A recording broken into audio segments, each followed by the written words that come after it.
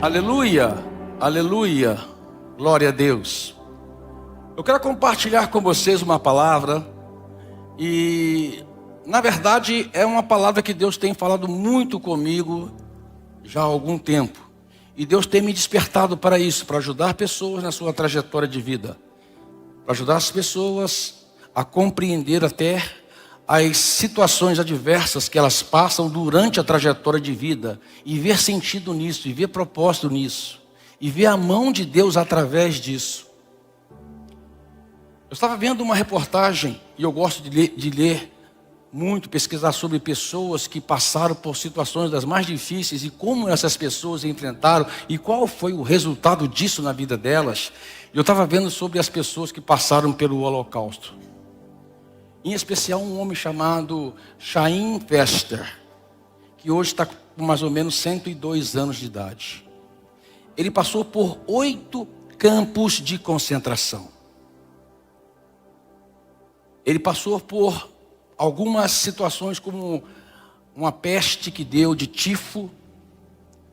Passou privação de alimento, privação de sono, escassez de higiene total. Ficou magro, vendo a sua pele e osso. E ainda assim sobreviveu. Ele sobreviveu porque conseguiu encontrar no que ele estava passando um propósito. E escolheu uma atitude de vida dentro do que ele estava passando que sustentou a vida dele. E por incrível que pareça, ele sai de lá torna-se uma pessoa famosa com longevidade. Uma pessoa que, apesar de tantas coisas ruins que passou dos 100 anos. Quem quer passar dos 100 anos aqui? Algumas pessoas querem passar dos 100 anos. Se você não quer passar, você quer morrer logo, vem aqui que eu já vou pedir para Deus para te levar dessa para melhor.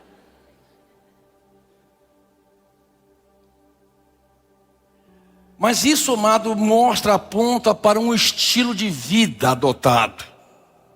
Isso aponta para uma trajetória que a pessoa escolheu certos comportamentos, fez certas escolhas que determinaram o seu sucesso e a sua longevidade.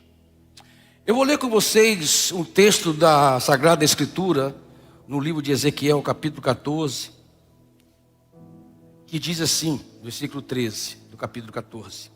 Filho do homem, é Deus falando para o profeta. Quando uma terra pecar contra mim, cometendo graves transgressões, estenderei a mão contra ela. Muitas pessoas podem pensar assim, olha, Deus está fazendo um castigo, uma maldade aqui com o povo. Não é. Na verdade, é a misericórdia de Deus, é a bondade de Deus promovendo uma situação para que essas pessoas possam voltar novamente para Deus. Porque sem Deus nunca tem a verdadeira paz. Sem a presença de Deus você nunca tem a verdadeira paz. Tornarei instável o sustento do pão e enviarei contra ela fome, eliminarei dela homens e animais. Ainda que estivessem no meio dela 3 homens, fala comigo, 3 homens. 3 homens que representam para nós hoje um estilo de vida, um comportamento adotado, uma escolha de caminhada que vai determinar o seu futuro. 3 homens, Noé, Daniel e Jó. Eles, por causa da sua justiça, ou seja, por causa do estilo de vida que eles adotaram, salvariam apenas sua própria vida, diz o Senhor Deus. Aleluia. Então Deus está falando aqui, amado, de um tempo. E esse tempo sobreveio por causa de uma situação. A Bíblia diz, quando o povo pecar contra mim. Quando o povo pecar contra Deus, vai acontecer determinadas coisas. Amado, quando Deus quer tratar do pecado, é porque Deus não quer que você permaneça numa situação de vida, numa condição de vida distante dele, que é um grande prejuízo para você. Na verdade, ficar vivendo uma vida de pecado é viver uma vida distante de Deus.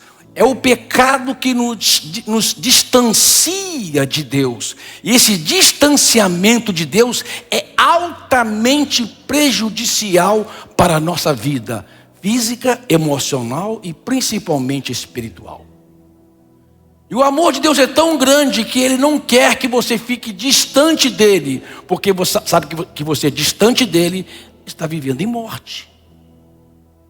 Em morte. Então essas coisas sobreviriam. E interessante que no versículo 21 do mesmo capítulo, Deus fala que quais são os tipos de juízo que sobreviriam à terra por causa disso. Diz ali, haveria pestes, haveria espadas, haveria bestas feras, que são calamidades, e haveria fome. 4 coisas que atormentam a mente de qualquer pessoa que vive sobre esse planeta, passar por esse tipo de coisa, por guerra, por fome, por doenças e por calamidades. Mas o texto diz que haveria também um povo, uma remanescente, um povo guardado por Deus nessa situação. Sempre Deus guardou os seus escolhidos. Sempre Deus protegeu uma remanescente que escolheu Deus como o seu protetor, que escolheu Deus como o seu refúgio, como o seu lugar secreto, que escolheu Deus, como está no Salmo 91, aquele que habita no esconderijo do Altíssimo, na sombra do Onipotente descansará. Direi do Senhor, tu és o meu refúgio, o meu baluarte, o Deus em quem confio. Certamente o Senhor me livrará do laço do passarinheiro, da peste perniciosa, e me cobrirá com as suas penas, e debaixo das suas asas estarei seguro. Um lugar de refúgio, um lugar de segurança, um lugar que você escolheu para estar, aquele que habita. É uma decisão nossa de estar neste lugar. E neste lugar o sofrimento não vai nos atingir, porque, amado, a Bíblia fala que Jesus Cristo levou sobre si todas as nossas enfermidades. O castigo que nos traz a paz estava sobre ele, e pelas suas pisaduras somos sarados. Isaías capítulo 53 diz isso. Jesus sofreu tudo que precisava, todo o sofrimento, para que nós não passássemos por sofrimento. Porque para que não passássemos por tragédias. Mas, meu amado, na nossa trajetória de vida, no nosso caminhar, existe talvez a possibilidade dessas coisas acontecerem. Aí que está você adotar um comportamento e um estilo de vida que vai te proteger em toda e qualquer situação, mesmo passando por elas. Aí que entra essa referência de 3 homens. Deus escolheu, foi o próprio Deus que falou, esses 3 homens, ou seja, o estilo de vida desses 3 homens, o comportamento de vida desses 3 homens, a forma com que eles lidaram com as dificuldades da vida, protegeram eles. Protegeram eles. E ele começa com Noé. Gênesis capítulo 6, versículo 9 fala sobre Noé. Esta é a história de Noé. Noé foi um homem íntegro e reto em meio a uma geração perversa. E o versículo diz: Noé andava com Deus. Como que isso cai no seu coração? Andar com Deus. Que extraordinário. Noé andou com Deus. Foi uma decisão que ele fez em meio à contramão do mundo. Quando o mundo estava tudo indo numa mão, Noé foi na contramão do mundo. Ele escolheu andar com Deus. Andar com Deus gera uma paz e uma segurança extraordinária dentro de nós. Foi porque Noé andou com Deus e andou tão perto de Deus, que quando Deus quis fazer, quando Deus ia fazer uma coisa sobre a terra, e a Bíblia diz que todas as vezes que Deus está por fazer algo sobre a terra, Ele comunica aos seus servos, aos seus profetas. E Ele tinha que comunicar com alguém, Ele tinha que falar com alguém. E aí encontrou alguém andando com Ele, alguém tão perto dele que pôde ouvir os seus segredos. Amado, quando você anda com Deus, quando você está andando perto de Deus, Deus conta para você os seus segredos. Deus revela para você a sua boa, perfeita e agradável vontade. Mas andar com Deus é uma coisa extraordinária. Sabe, amado, nós estamos hoje aqui. Isso aqui é uma assembleia. A Bíblia diz Assembleia dos Santos. A congregação dos justos. Sabe? O corpo de Cristo reunido com seus membros. É maravilhoso essa reunião. Aqui nós estamos juntos para celebrarmos a Cristo. Aqui estamos juntos para cultuar a Deus e adorar o Deus, reconhecendo-o como o único Senhor e Salvador sobre a nossa vida. Aqui estamos nós para ouvir a palavra de Deus, uma palavra intencional, diretiva, que nos ajuda a tomar decisões certas na nossa vida. Isso aqui é maravilhoso, mas andar com Deus é muito mais do que isso. Se você ficar só nisso, você corre um grande risco de se tornar um religioso, ficar praticando só religiosidade. Se você ficar só nisso, não vai fazer efeito na sua vida. Andar com Deus, amado, é buscar Deus para todos os detalhes, para todas as decisões importantes que você vai tomar na sua vida. Andar com Deus é cada passo que você dá, cada decisão que você tomar, você busca Deus para aquilo. Andar com Deus, meu querido, você que é solteiro, por exemplo, você que é homem, você que é um rapaz, você que é uma jovem, que está procurando seu futuro marido, sua futura esposa, andar com Deus é quando encontrar alguém.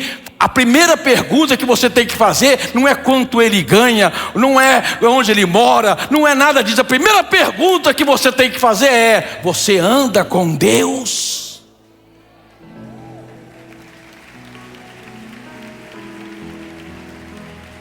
Você anda com Deus? Deixa eu falar para você um segredo, um grande segredo. Jovem que está me ouvindo aqui esta noite, moço e moça, preste atenção. Se você encontrar alguém que ama mais a Jesus do que a você, você encontrou a pessoa certa. Você está entendendo?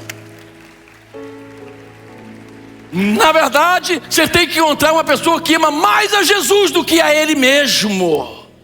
Porque quando você encontra alguém que anda com Deus nesse nível de paixão por Jesus, você encontrou a pessoa certa e dificilmente o seu relacionamento vai dar errado.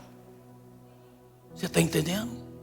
Isso é andar com Deus. Andar com Deus é quando você está para fazer um negócio. Eu quero fazer um empreendimento. Eu quero começar um empreendimento novo na minha vida e preciso de alguém para me ajudar a andar comigo. E quando você encontrar alguém, não é a primeira pergunta, não é saber quanto que a pessoa tem para investir no seu negócio. É você perguntar: você anda com Deus? Porque se você não trouxer Deus para os seus negócios, dificilmente Ele dará certo. Eu posso ouvir um amém? Noé andava com Deus nesse nível. Cada decisão tomada, cada passo dado, buscava Deus. Você quer fugir da vida de religiosidade? Começa a viver a vida com Deus diariamente, andando com Ele. Você está entendendo? E Deus estava para fazer um juízo sobre a terra. E quem que Ele comunicou? Noé. Estava para trazer o juízo sobre a terra. E falou: Noé, construa uma arca para salvar você e a sua casa, porque eu estou para trazer um juízo sobre a terra. Amado, porque Noé andou com Deus, a sua família foi salva. E Noé ficou lá construindo a arca, né? Agora no intervalo que eu quis pesquisar quantos anos foram, entre 50 e 100 anos. construindo uma arca. 100 anos, o martelo pregando para aquela geração. Um dia Deus vai trazer o juízo sobre a terra. Hoje ainda há possibilidade, hoje ainda há oportunidade de você obter a sua salvação. É só entrar na arca. Mas as pessoas zombavam de Noé, riam de Noé, até que a arca fechou e a chuva caiu. Amado, as pessoas podem até zombar da sua fé, pode até criticar seu estilo de vida. Se bem que hoje está muito até gostoso, né, ser crente. As pessoas, quando ouvem um crente, você é crente, que pensa, também sou, eu já fui de lá, fui de cá,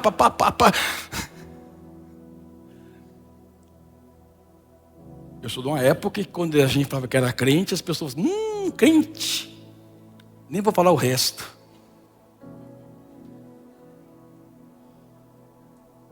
Os antigos riram aí, ó.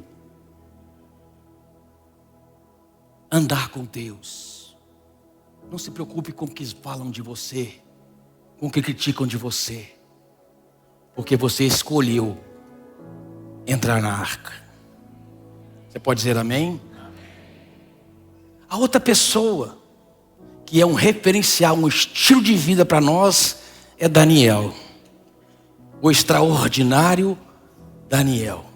Daniel foi arrancado da sua casa, da sua parentela, da sua nação e levado como escravo para a Babilônia. Só que um tipo de escravidão bem legal. Sabe por quê? Porque Daniel foi levado para o palácio. A ideia do imperador Nabucodonosor era: eu quero a nata de todas as nações, as mentes mais brilhantes, as pessoas mais inteligentes, aqueles que podem fazer acontecer. Eu quero trazer para o meu palácio, quero aprender a cultura deles e quero que eles aprendam a nossa cultura, e eles vão estar aqui vivendo num palácio. Amado, Daniel viu-se numa possibilidade de ter tudo, mesmo como escravo. Mas Daniel, capítulo 1, versículo 8, Daniel diz assim: e resolveu Daniel firmemente no seu coração não se contaminar, nem com as iguarias que o rei comia, nem com o vinho que ele bebia. Portanto, resolveu Daniel não se contaminar. Amado, Daniel, não é que Daniel não quis pecar, Daniel não quis ficar perto da possibilidade de pecar. Eu não vou ficar perto daquilo que pode me tornar possível pecar. Eu vou me afastar daquilo que é possibilidade de pecar.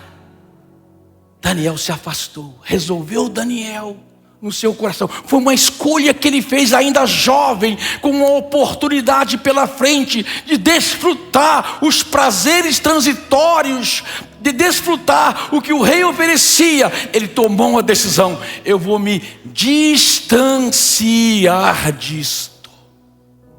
Amado, cuidado com as escolhas que você faz, com os sites que você visita, com os aplicativos que você baixa, com as rodas que você senta, com os lugares que você visita. Só de você estar em determinado lugar, você pode criar uma possibilidade de pecar. E quando você peca, você se distancia de Deus e sai de debaixo da cobertura de Deus. Você está entendendo? Que decisão um jovem tomou? Eu não vou comer essa comida, não vou beber essa bebida que me é oferecida. Por quê? Porque por detrás daquilo era o primeiro passo para o próximo pecado. A gente sempre tem que ter cuidado com o primeiro passo. Não vai dar nada não. Eu tenho autocontrole, eu tenho domínio próprio, eu sei resistir. Cuidado com a possibilidade. A Bíblia diz: fugir de toda aparência do mal. Pareceu mal, dá linha na pipa. Foge. Só de parecer. Daniel foi assim, ainda jovem. E Daniel tinha também um estilo de vida, de oração extraordinário. Daniel era um homem que orava. Oração para Daniel era um estilo de vida. Como no capítulo 2 do livro de Daniel, quando Nabucodonosor teve um sonho, ele chamou os seus adivinhos, seus astrólogos, seus feiticeiros, para que interpretasse o sonho dele. E eles falaram: então conta-nos o sonho, que lhe daremos a interpretação. Mas o rei falou assim: não, de forma alguma, vocês têm que adivinhar o sonho e também a interpretação. Só qual foi a resposta deles? O que o rei pede é difícil demais, e somente os deuses podem fazer isso, e os deuses não moram com os homens. E o rei falou: então vocês vão morrerem todos. E aí Arioque, um dos servos do rei, foi até Daniel, dizendo: Daniel, o rei determinou isto para todas essas pessoas que estão nesse sindicato aí dos feiticeiros, e você é profeta, está no meio. Vocês vão morrer. Daniel falou assim: a palavra que o rei pede é dura demais, mas me dá um tempo, e eu vou orar. E eu vou orar. E eu vou orar. Amado, todo crente diante de uma possibilidade de morte, todo crente diante de uma dificuldade na vida, tem que dobrar os seus joelhos e orar. Amém? Daniel vai lá, chama Ananias, Misael e Azarias, a turma da intercessão. Dá as mãos aqui, vamos orar, porque o bicho está pegando. Se a gente não tiver uma solução, vamos morrer. E a Bíblia diz que enquanto eles oravam, Deus revelou a Daniel o sonho do rei. E Daniel bendiz o nome do Senhor e diz: bendito seja o nome do Senhor, porque conhece o profundo e o escondido. Até as trevas lhe são luz, e nada está oculto aos seus olhos. Aleluia.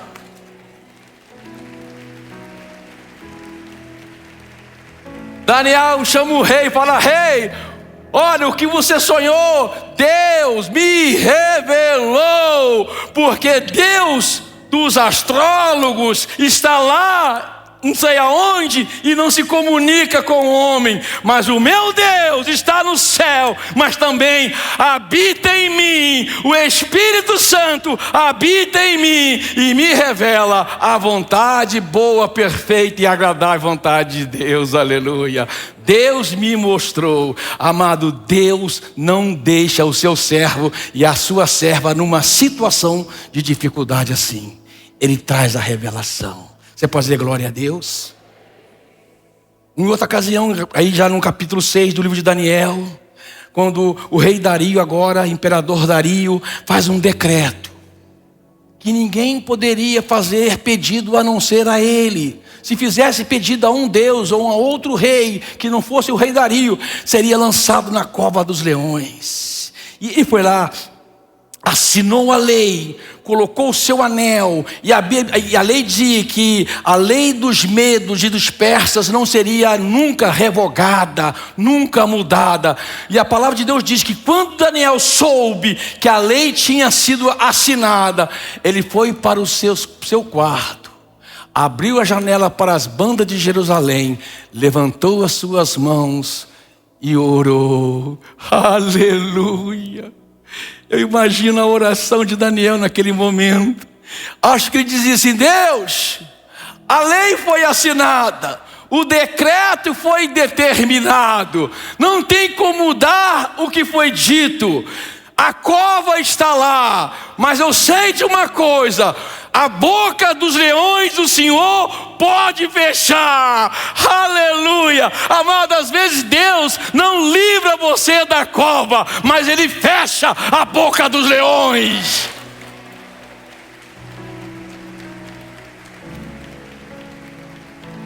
Às vezes a situação vem, a dificuldade se apresenta para você, às vezes a luta sobrevém e você não sabe o que fazer. Aí você diz: Deus, o decreto do médico já está sendo dado, o exame mostrou essa tal situação, mas existe um Deus no céu que fecha a boca dos leões e que muda todo esse resultado. Se o médico não pode fazer, Deus pode fazer. Você pode dizer glória a Deus?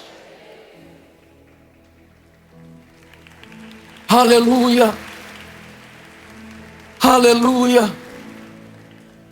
Terceira oração que Daniel faz, que é extraordinária. Eu falo que Daniel teve uma vida de oração, amado. Que o segredo de Daniel, chama-se persistência na oração, constância na oração, constância numa vida de oração. Lá no Daniel 1:8 era o jovem Daniel, o menino Daniel. Lá no Daniel 6:10, quando ele entra no seu quarto, é o homem maduro Daniel. Mas no capítulo 10 é o velho Daniel, mais de 80 anos, e ele ora a Deus, e é dado a ele uma visão, coisas extraordinárias a respeito do futuro. E Daniel que se põe em oração, jejuando por 21 dias, em oração, buscando a Deus, para que aquela revelação fosse esclarecida para ele. E enquanto ele orava, o anjo do Senhor veio a Daniel, aleluia. Quem quer ver o anjo do Senhor? Tenha cuidado, que você pode até morrer. Porque quando Daniel viu o anjo, a sua perna tremeu, ele ficou branco, acho que a pressão dele caiu. E eu sei como é que é isso, amado. Um dia eu vindo de Franca, fui pregar em Franca, vim com a Maristela no carro à noite, já era quase meia-noite, e um tempo muito fechado, e eu e a Maristela ali orando, falando sobre a mensagem que a gente tinha pregado, a mensagem que a gente estava ouvindo, e de repente uma voz falou atrás de nós: não vá por este caminho. Pergunta se eu tive coragem de olhar para trás. Eu olhei só para a Maristela orou para mim. Bem, se ouviu, ouvi. E arrepiava na espinha. E você acha que eu fui para o mesmo caminho? É que eu já estava aqui embaixo, eu peguei a Anhanguera, dei a volta, que eu morava aqui no Campos Elíseos ainda, dei a volta, porque se eu estivesse lá em cima, eu ia para o Brodowski, passava por Cajuru, saía em São Simão e vinha para Ribeirão Preto. Seu bobo, é a voz do Senhor. Daniel ficou trêmulo, tremia com a presença do anjo. Quando o anjo falou com ele, caiu como morto. Mas o anjo tocou em Daniel. Daniel, servo do Senhor muito amado. Olha que coisa. Servo do Senhor muito amado. Desde o primeiro dia que tu aplicaste o teu coração para orar e me buscar, foram ouvidas as tuas orações, e por causa das suas orações eu vim. E o texto diz que houve uma guerra. O anjo diz: por 21 dias houve uma batalha espiritual no céu. O Senhor mandou até o arcanjo Miguel para me ajudar nessa batalha, mas nós vencemos a batalha. Agora deixa eu falar para você uma coisa. Às vezes você está lá no seu quarto sozinho, orando, em lágrimas, buscando a Deus. Você está passando por uma luta, por dificuldade. Você quer ver seu casamento restaurado. Você quer ver seu trabalho lá trazendo prosperidade. Você quer ver a sua vida mudada. Você acha que você está sozinho naquele momento em oração, mas a palavra diz que há uma batalha no céu. Existe um exército celestial lutando por você, lutando as suas batalhas para trazer a bênção de Deus para a sua vida.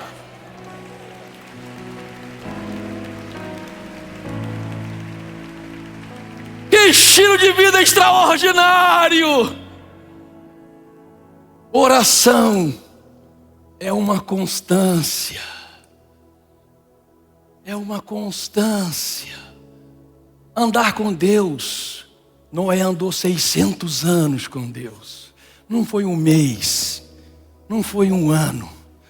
Foram 600 anos de mão dadas com Deus.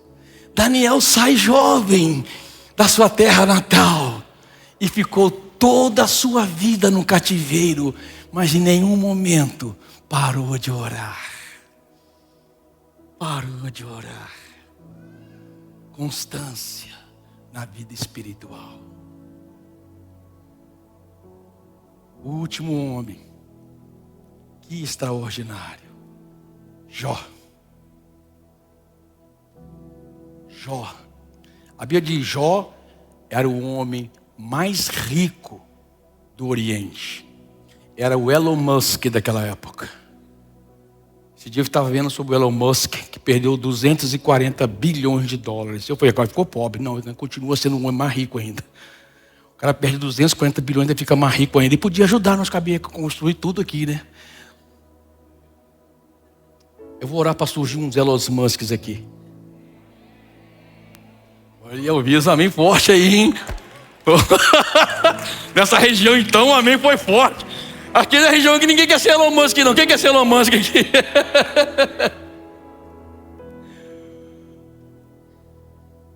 Mas Jó era.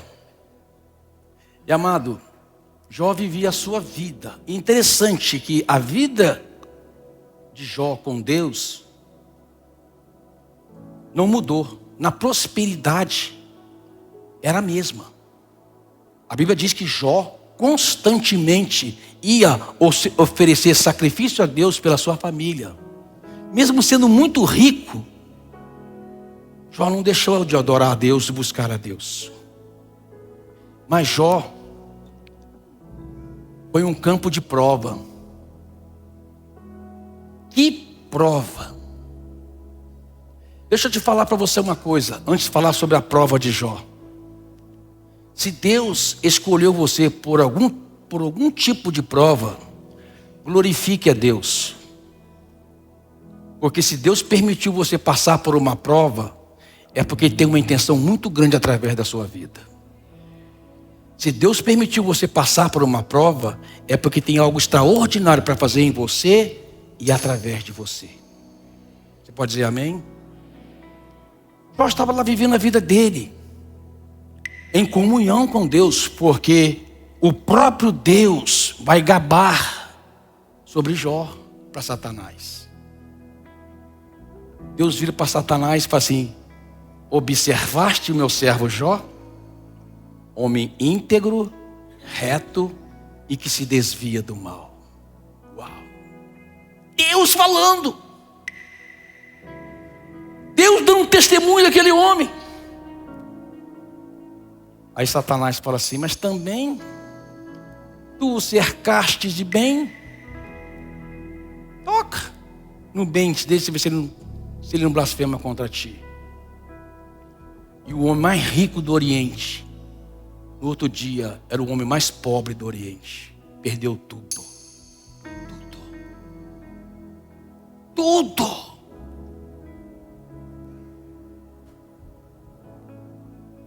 Mas a paz de Jó, a integridade de Jó, não estava nas riquezas, estava em Deus. E a Bíblia diz que Jó não perdeu a sua integridade.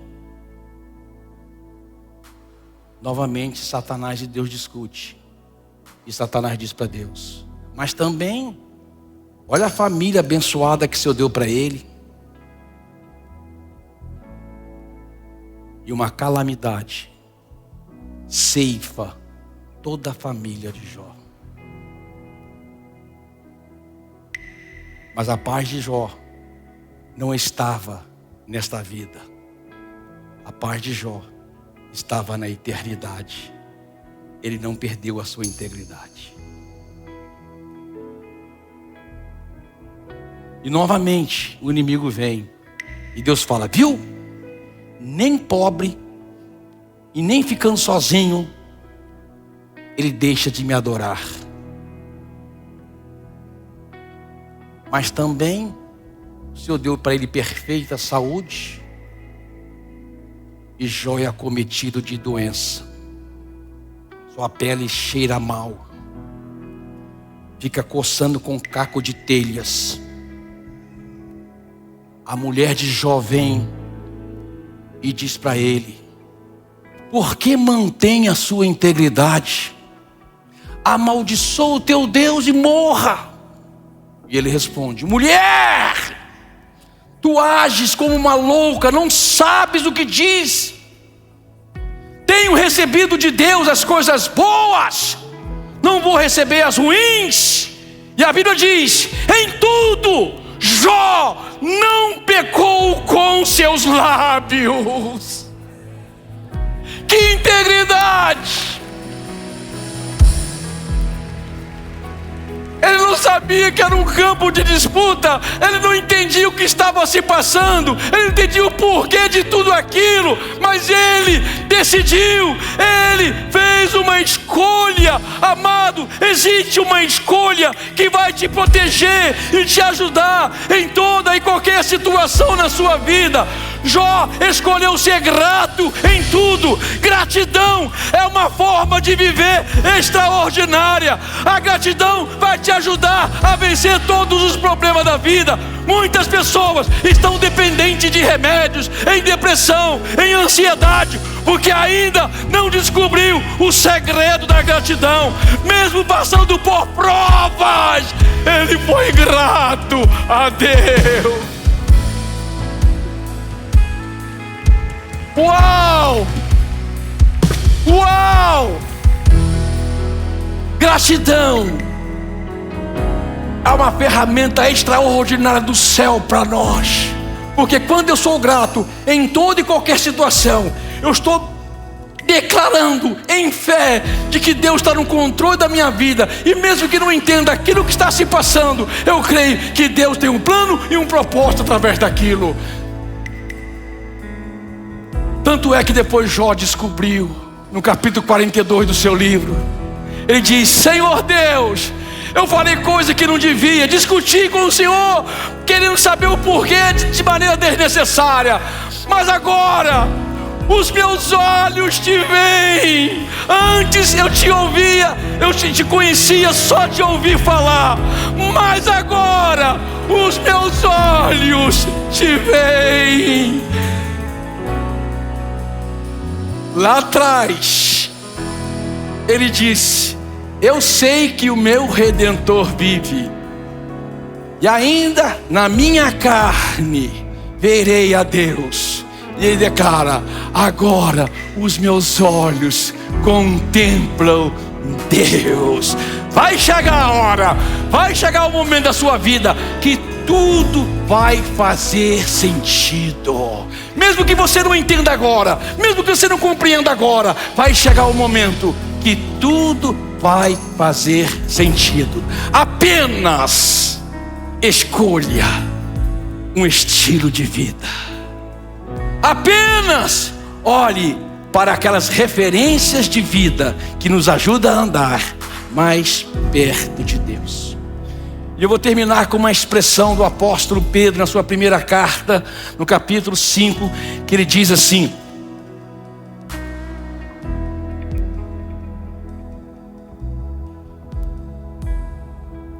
depois de vocês terem sofrido por um pouco, o próprio Deus de toda bondade imerecida completará o treinamento de vocês. Vocês vão estar aprovados, aleluia. Ele vos fará firmes, e Ele vos fará fortes, e Ele vos fará sobre firmes alicerces. Ou seja, firme, forte e inabalável. Firme, forte e inabalável. Aleluia. Fica de pé no seu lugar. Fica de pé no seu lugar. Levanta as tuas mãos para o